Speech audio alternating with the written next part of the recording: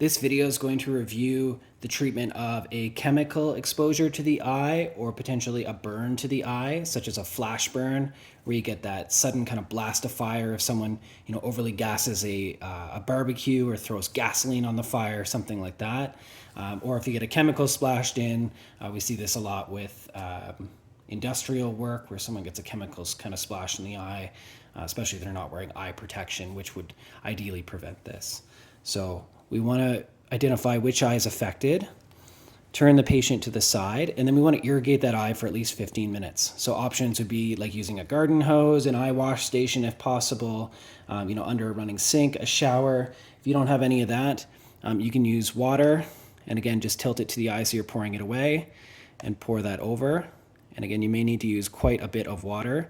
So you're just going to consistently pour that over the eye. You can have the patient try to hold the eyelids open. So we're really trying to get all the chemical possible out of it and continue to irrigate. You might need to use a couple bottles of water for that. Once you've irrigated it, you're going to transport the patient to the hospital to protect that eye kind of on the way, because often it's going to be light sensitive. You can cover the eye with a dry eye pad and then cover that with an eye shield. And this will just protect the eye from any injury en route. So that eye shield just goes over top and kind of holds that eye pad in place. It creates kind of an even hold, so it's not too much pressure on it. If you didn't want to use the eye pad, you could also secure it with some medical tape.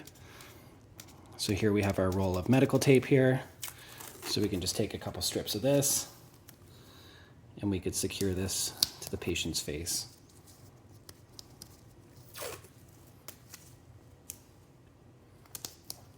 So that was just a review of the treatment of chemical exposure or potential flash burn to the eyes.